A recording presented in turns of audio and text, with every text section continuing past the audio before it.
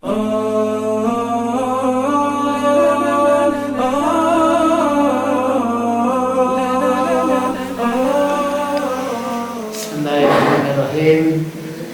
Assalamualaikum warahmatullahi wabarakatuh. Waalaikumsalam warahmatullahi wabarakatuh. Innal hamdalillah nahmaduhu wa nasta'inuhu wa nastaghfiruh wa natubu ilaihi wa na'udzu billahi min shururi anfusina wa min sayyiati a'malina. May yahdihillahu fala mudilla lahu wa may yudlil fala hadiya lahu. Asyhadu an la ilaha illallah wahdahu la syarika lah wa asyhadu anna Muhammadan abduhu wa rasuluh. Allahumma shalli wa sallim wa barik ala sayyidina Muhammadin wa ala alihi wa sahbihi wa dzurriyyatihi ajmain.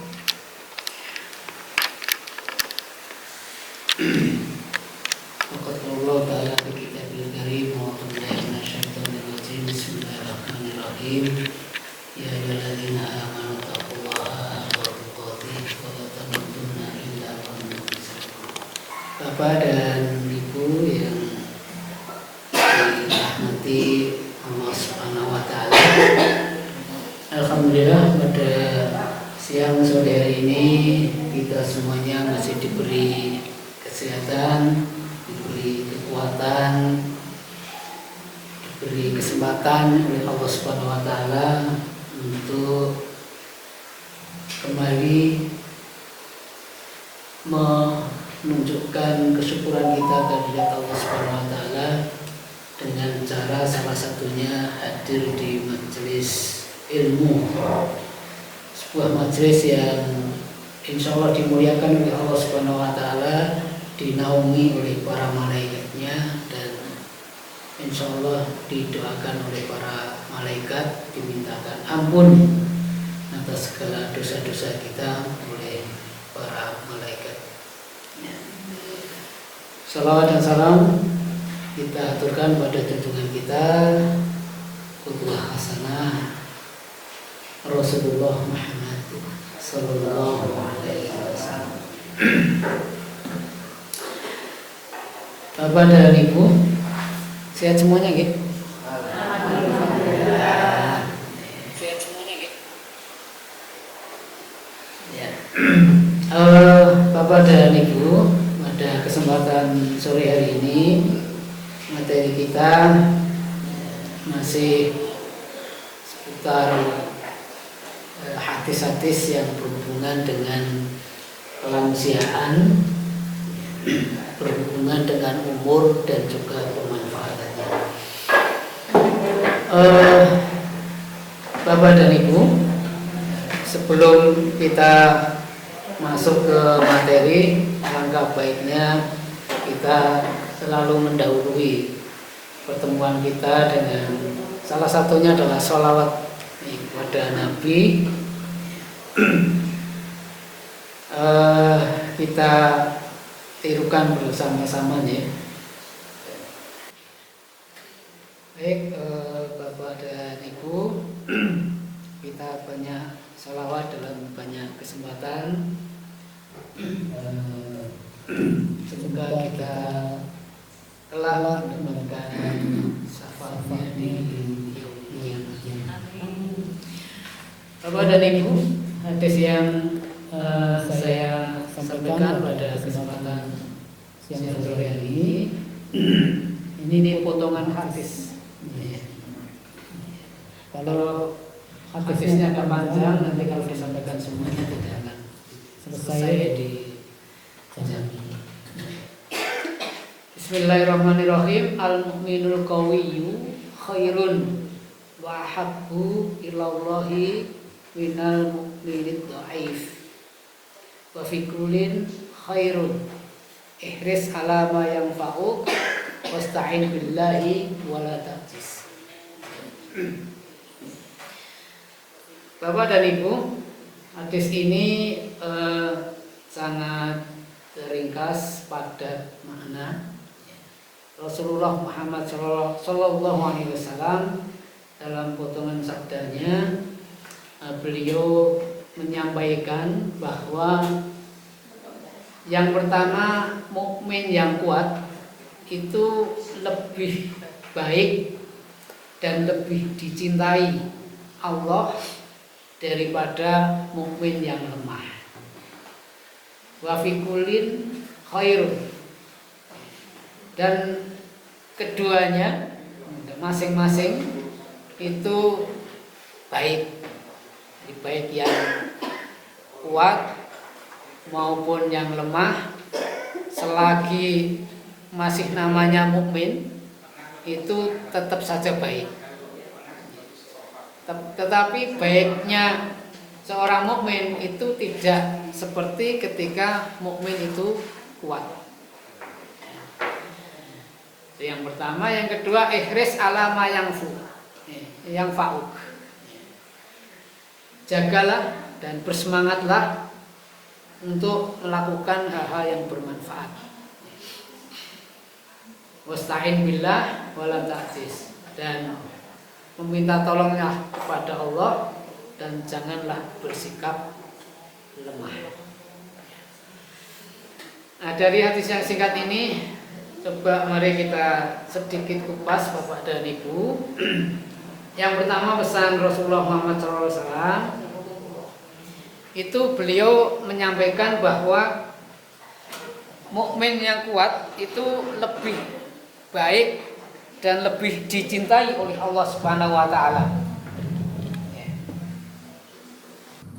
Bapak dan Ibu, yang namanya kuat di sini ada beberapa makna oleh para ulama. Memang ada sedikit perbedaan. Ada yang memaknai bahwa yang dimaksud kuat di sini hanya yang berkaitan dengan kondisi keimanan seseorang. Jadi artinya mukmin yang kuat itu maksudnya adalah mukmin yang imannya kuat. Nah, tetapi ada juga yang memaknai, mensyarah bahwa yang disebut dengan qawi ini tidak semata-mata pada aspek ruhiyah, tetapi masuk di dalamnya adalah kekuatan apa saja.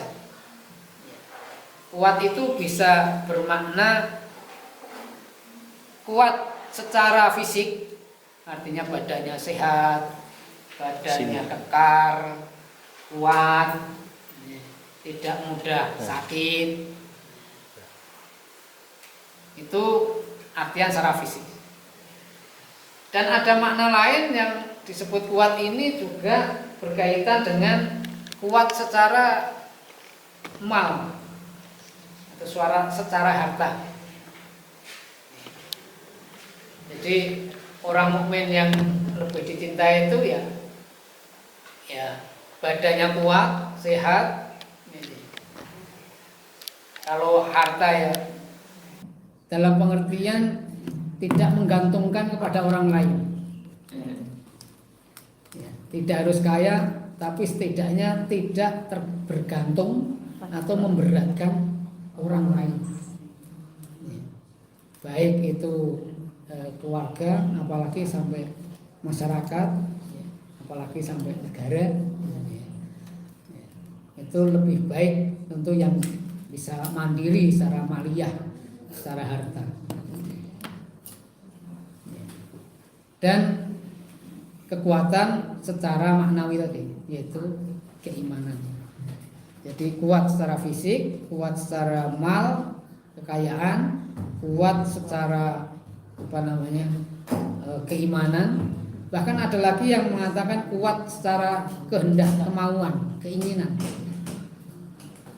Jadi orang yang mukmin yang punya obsesi tinggi, orang mukmin yang punya cita-cita, harapan menatap masa depan itu penuh dengan optimis gitu.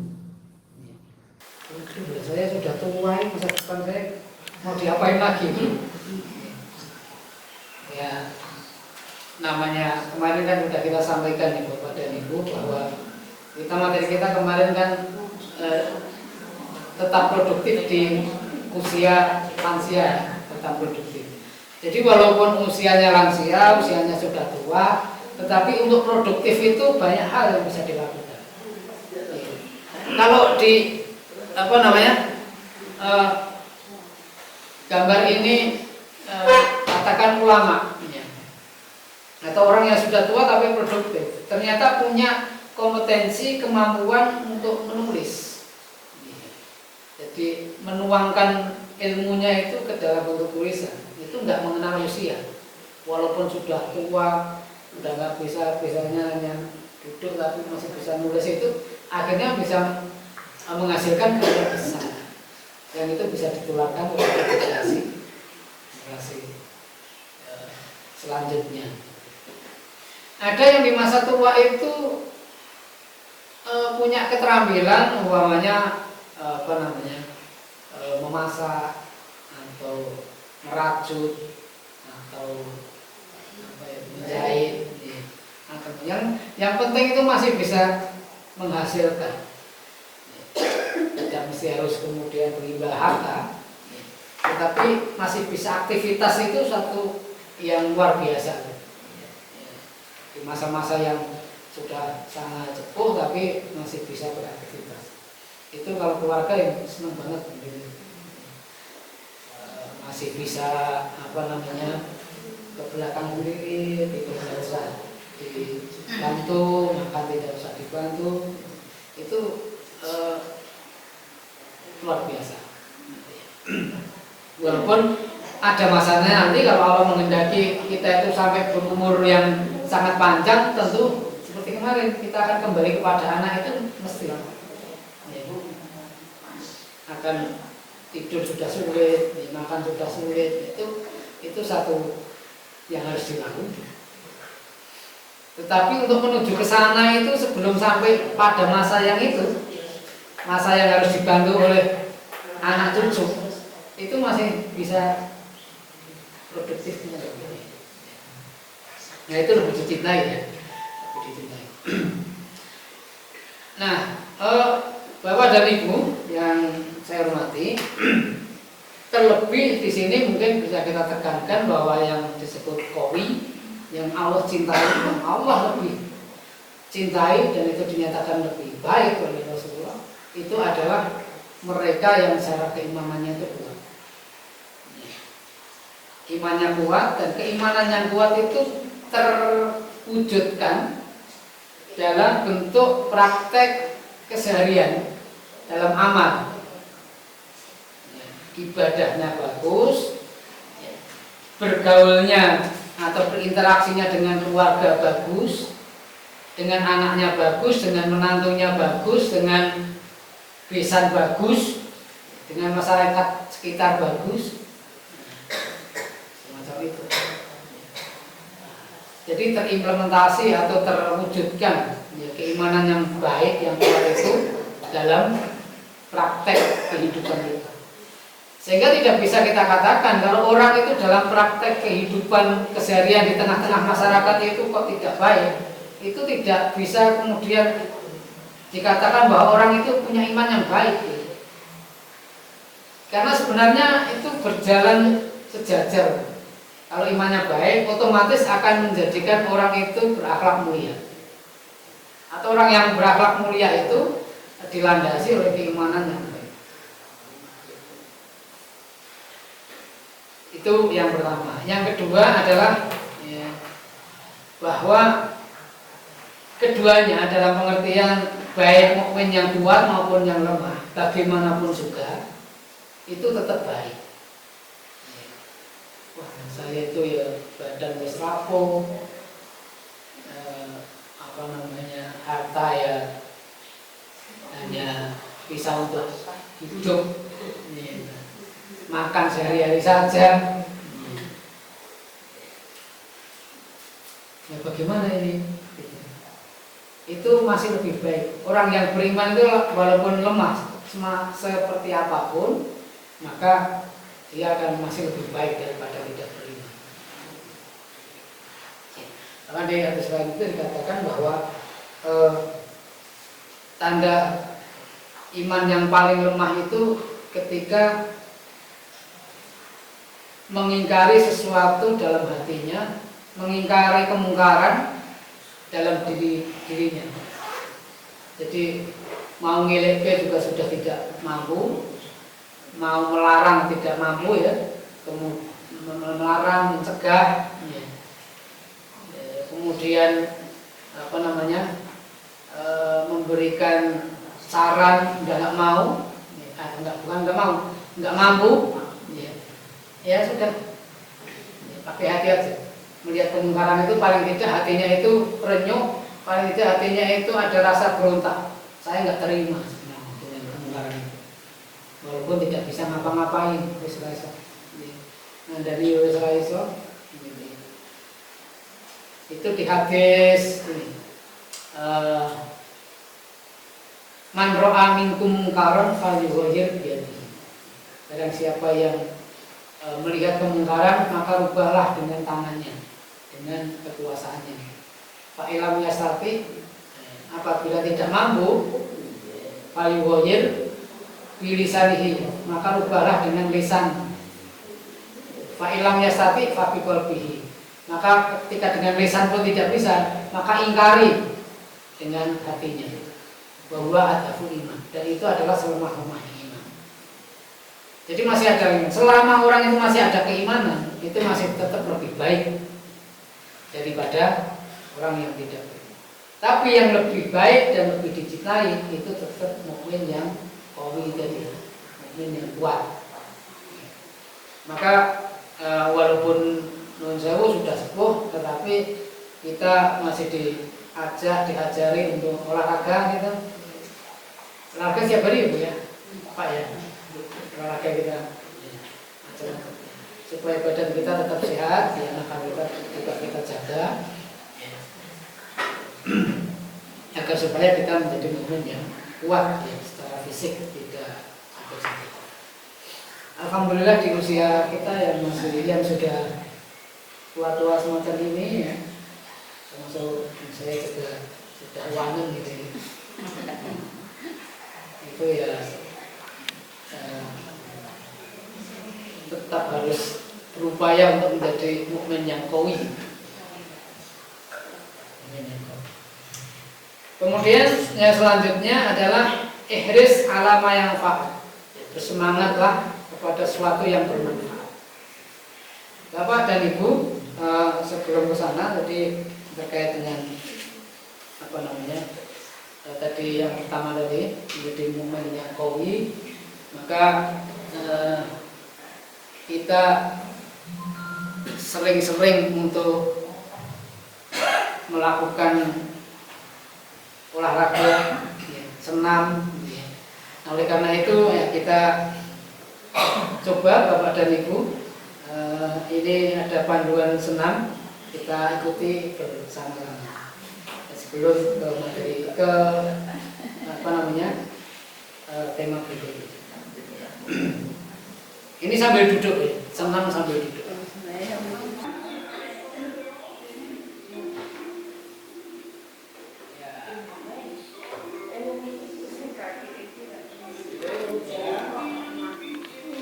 Mulai ini ya.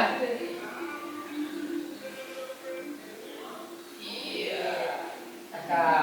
Tarik.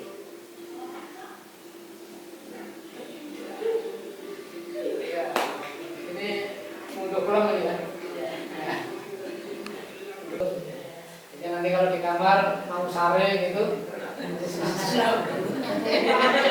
bangun tidur, senam dulu. Ternyata senam itu tidak harus di lapangan, tidak harus bareng-bareng. Nanti bisa dihafal ini Bu, dihafal, kemudian dipraktekkan. Nah kalau setiap pagi bangun tidur itu bisa. Ini berapa menit ini cuma tadi? Tidak nyampe 5 menit. Nyampe 5 menit, jadi 4 menit 5 sekian gitu. Tidak lama, tapi kalau rutin itu menjadi bagus.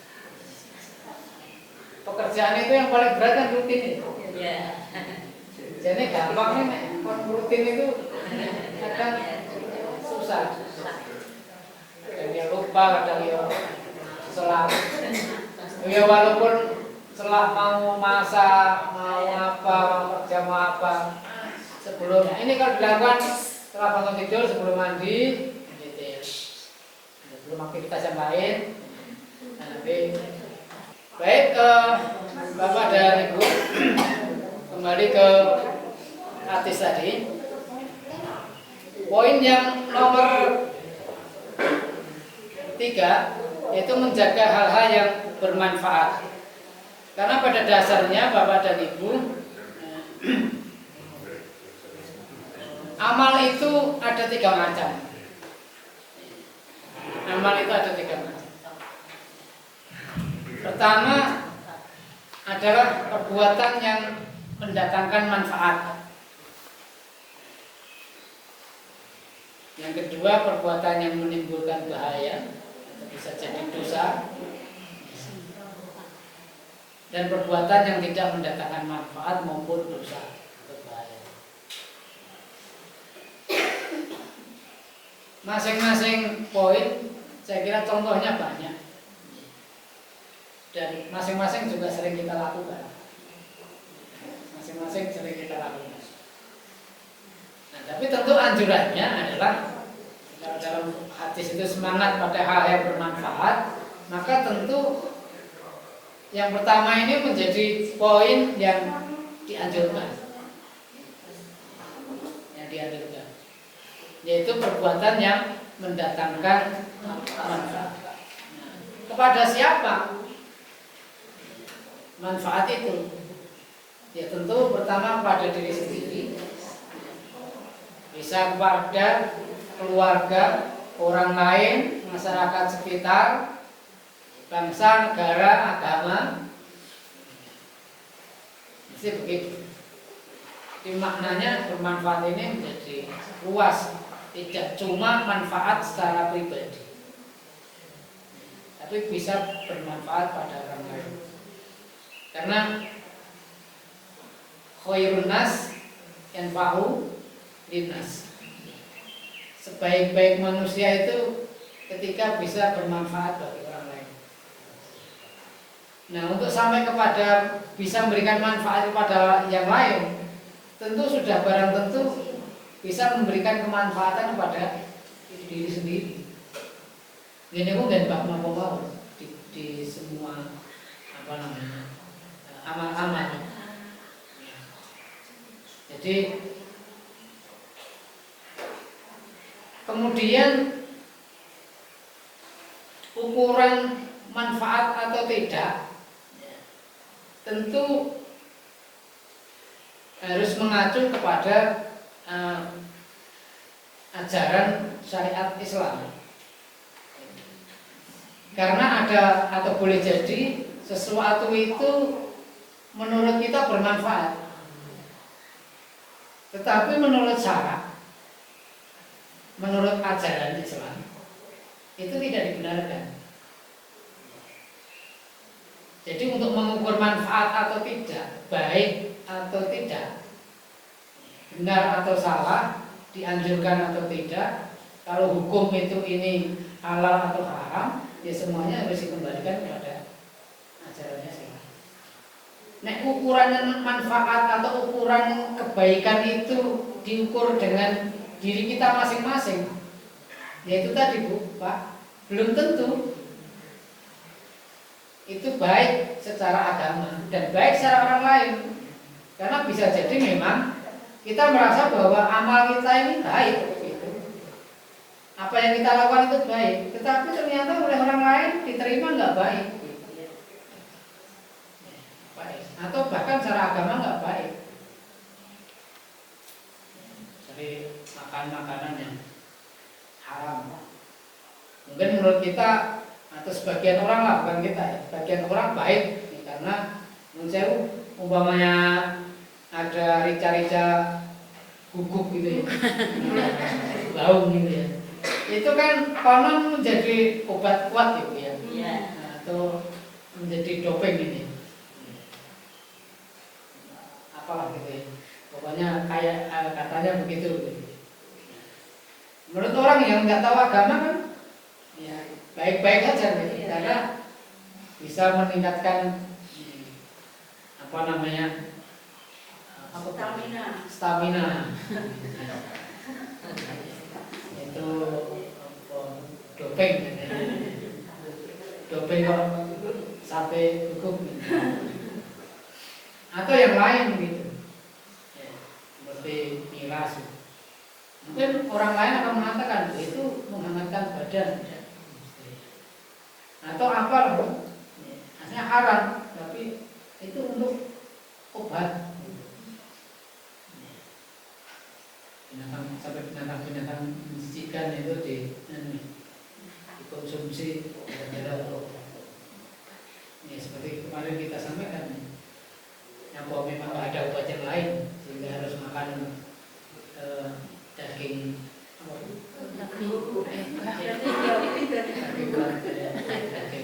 bahkan sekarang apa namanya itu yang cacing ya, cacing itu kan sekarang diekstrak ya, dikeringkan di tikus juga ada.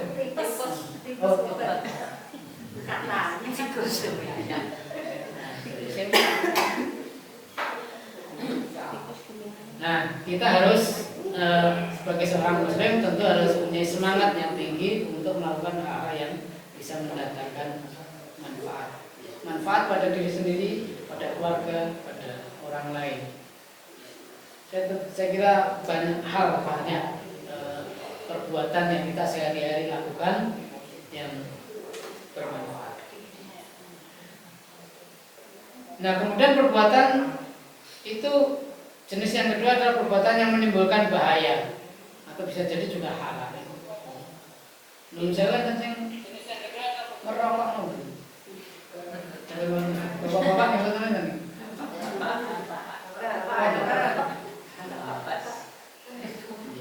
Ya, memang ada khilaf ya, terkait dengan hukum. Ada yang membolehkan, ada yang memakruhkan, ada yang mengharamkan dengan dalilnya masing-masing. Kalau dengan keluar dari syar'i, keluar dari aturan syarak saja, itu kalau ilmu kesehatan, saya kira nggak ada dokter yang mengatakan bahwa merokok itu baik. Itu secara keilmuan, secara ilmiah. Itu bahwa merokok itu membahayakan. Jadi dari ilmu kedokteran tidak ada satupun yang mengatakan bahwa merokok itu bermanfaat dan baik. Tapi kalau hukum pandangan secara syar'inya itu masing-masing orang menjadi berbeda-beda. Yang suka merokok ya mengambil dalil yang membolehkan merokok. Asal kalau kita kembalikan ya, kepada pertimbangan ilmiah, ya tentu itu membahayakan, yang tentunya harus ditinggalkan. Atau hal-hal yang lain, ya, banyak sekali saya kira perbuatan-perbuatan yang harus kita hindari, yang harus kita cegah, ya, sehingga kita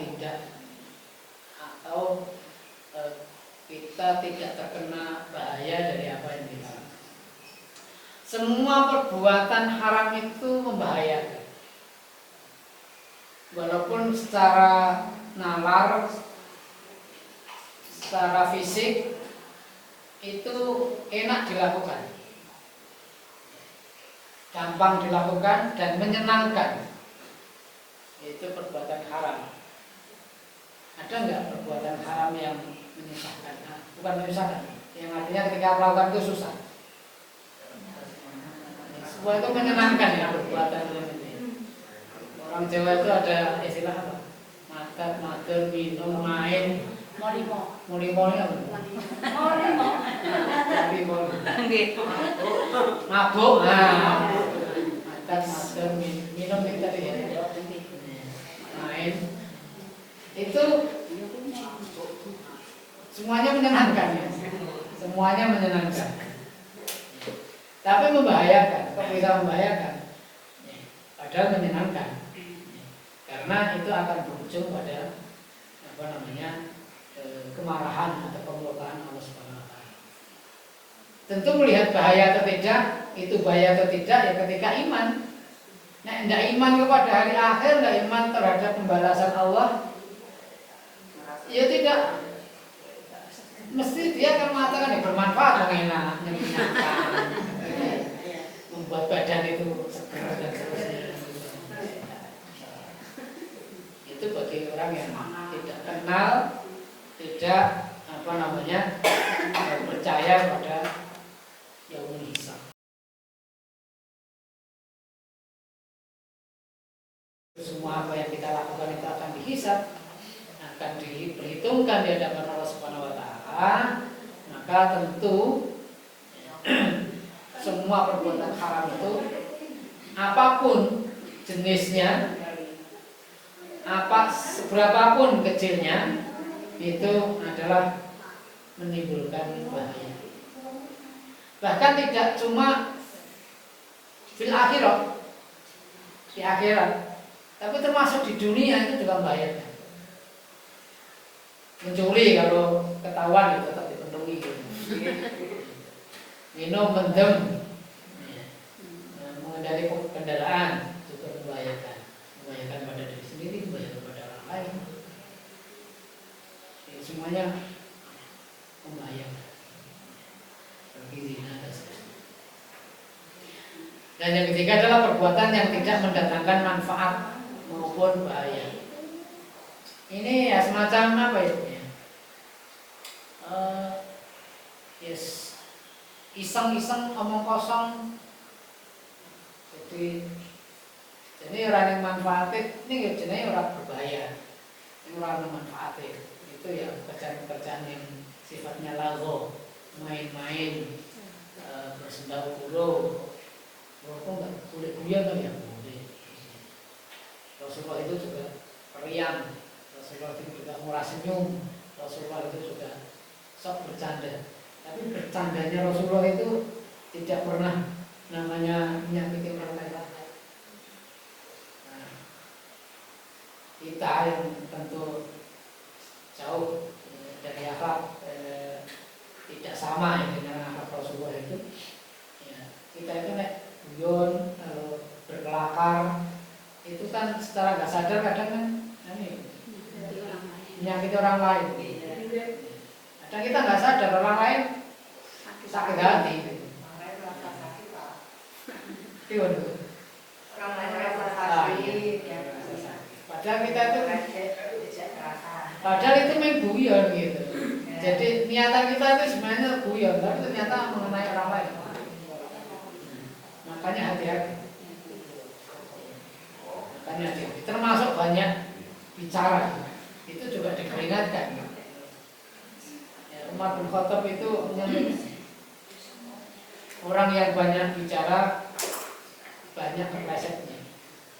Orang yang banyak kepleset, banyak dosanya. Orang yang banyak dosa, kebanyakan mengantarkan ke neraka. Omong banyak, omong itu ya perlu, tapi sebatas yang diperlukan. Kalau ada kata-kata diam itu emas, tidak selamanya berubah. Tidak semua diam itu mesti emas itu enggak. Karena ada kalanya kita ngomong itu dihaluskan, dibutuhkan. Nah ketika dibutuhkan kok nggak ngomong, itu berarti diamnya itu bukan emas, perak. Dan bahkan bukan perak, bukan perunggu. Membahayakan juga. Aku tuh ngelek ke wong liya yang sing mau mengklik mau ini ya, mau jatuh harus ngomong kok nggak ngomong. Mungkin wis tiba sekali. Udah biarkan saja. Sakit ya dipakai sendiri. Nah itu namanya diamnya itu bukan emas. Diamnya justru bahaya. Kalau begitu berarti harus bisa memilah kapan kita harus ngomong, kapan kita harus diam. Banyaknya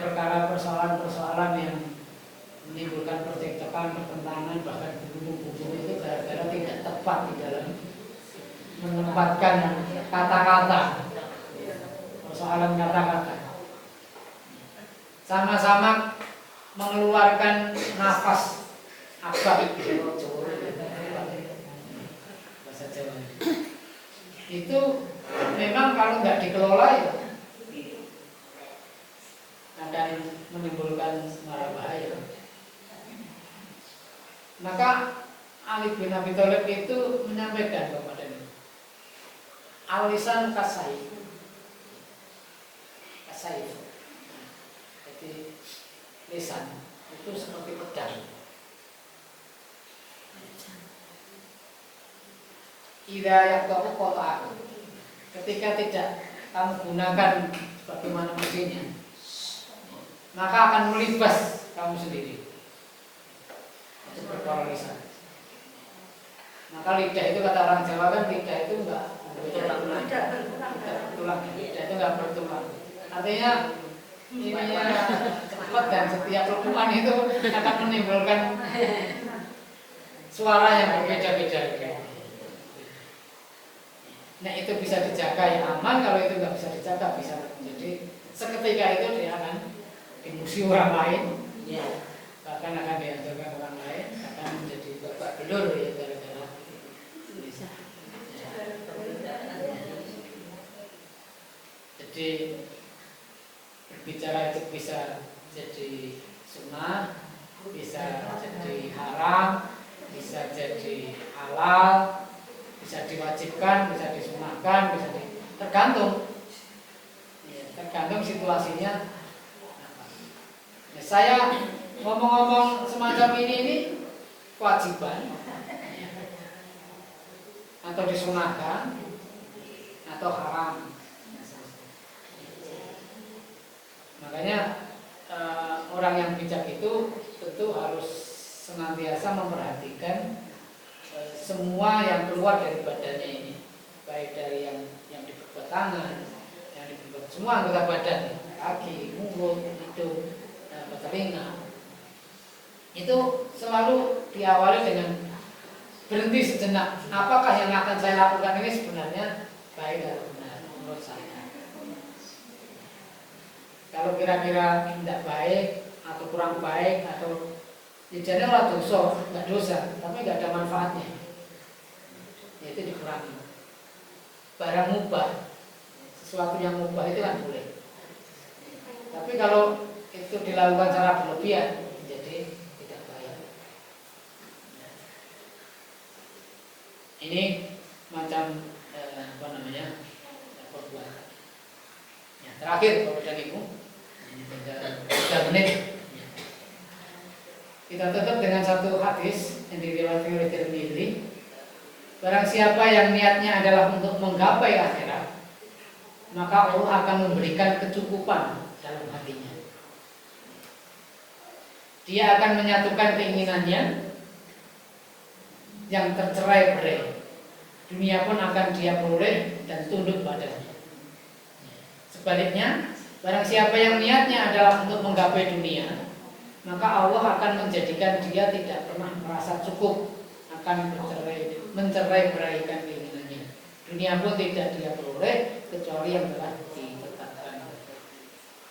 Jadi mudahnya mencari akhirat itu, yang mencari akhirat dunia, tapi tidak demikian ketika mencari dunia. Orang yang mencari dunia belum tentu akhiratnya. Begitu mestinya kita cari akhiratnya. Insya Allah dengan akhirat kita mencari akhirat, maka dunia datang. Intan surullah yang syukur. Ketika kita membantu agama Allah, maka Allah akan membantu kita. Ini satu keyakinan harus kita pegang.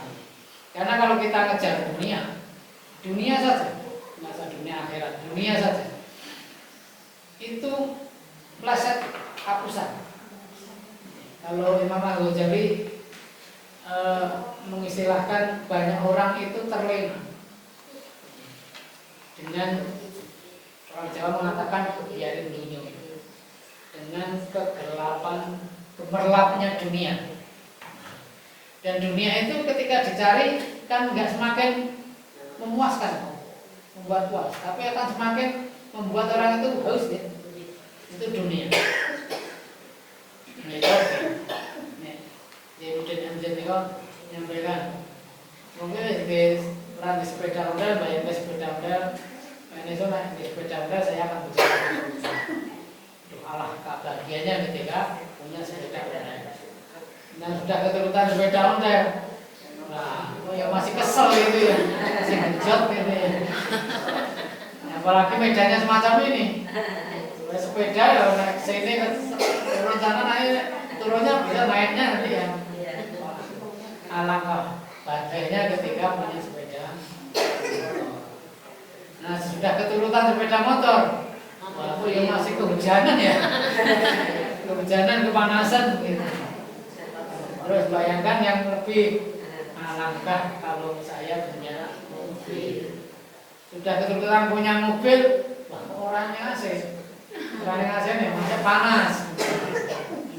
Punya mobil tapi masih panas. Bagaimana punya mobil yang bagus, yang AC-nya bagus, gitu ya, yang musiknya jegar-jegar, gitu ya, yang nyaman, gitu. Akhirnya begitu terus, nah ya selesainya. Nggak pernah ada selesainya. Dunia itu kalau dikejar nggak ada pernah selesainya. Maka orang yang mengejar dunia, orientasi hidupnya itu orientasi dunia, maka nggak akan dapat akhirat dia. Tapi bukan berarti orang yang bekerja keras itu berarti ngejar dunia, enggak. Banyak orang yang bekerja keras, banyak punya harta, tetapi hartanya itu luar biasa. Ada sebagian yang memang untuk mencukupi kebutuhannya sekedar cukup, dan lainnya itu ditasarufkan untuk perjuangan dakwah Islam, itu luar biasa. Nah, termasuk itu tadi, mukmin yang kuat secara harta. Makanya kalau menjadi seorang mukmin ya diperintahkan atau dianjurkan ya, sebaiknya gitu ya, itu mukmin yang punya harta. Karena banyak hal atau ada syariat yang kalau tanpa harta itu tidak bisa terlaksana. Ada syariat, bahkan itu wajib, rukun Islam. Kalau nggak punya harta, nggak bisa dilakukan. Kenapa nih? Satu haji, zakat. Zakat itu nggak punya uang, dia betul zakat tuh. Malah nopo, seneng nopo seneng. Anaknya saya kata karena punya kan anaknya. Kalau nggak punya berarti nggak bisa. Ini kan rukun Islam. Dan nanti masih dengan haji. Saya nggak perlu uang, mau renang aja ke Saudi gitu. Nggak bisa. Itu biaya besar. Sekarang haji kita 50 ya, 60 sampai 70 ya. Kalau roda itu sampai 300 berapa itu? 70 berapa itu? Itu tapi langsung berangkat. Nah ini kan buatan wong kandel ya, tidak bisa. Nah jadi ini menjadi peringatan kepada kita semuanya, kepada ibu habis ini. Bahwa sekali lagi barang siapa yang ini kalau kita ringkas itu ya, kalau ngejar akhirat insya Allah dunia dapat, tapi kalau ngejar dunia belum tentu ada. Ya kedua-duanya harus seimbang menjadi. Wala tansa nasibaka minat dunia. Jangan kemudian dilupakan urusan dunia. Dunia itu juga penting. Dunia itu penting. Ya seperti tadi. Ada yang syariat yang tidak bisa terlaksana kalau tidak punya harta. Makanya berarti wong muslim sing sepi itu ya baik. Ini kalau nggak suka bukan berarti tidak, karena sudah dihitung rezekinya itu sudah dihitung ya. Nah, Bapak dan Ibu apa namanya? Singkat kayak dengan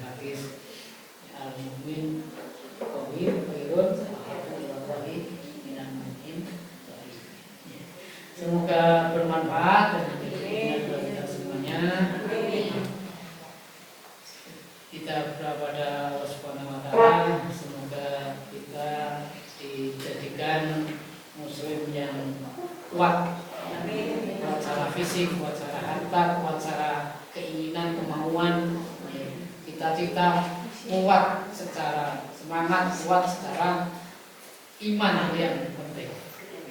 Semoga bermanfaat. Mari kita tutup kepada itu dengan doa ini. Subhanallahumma wa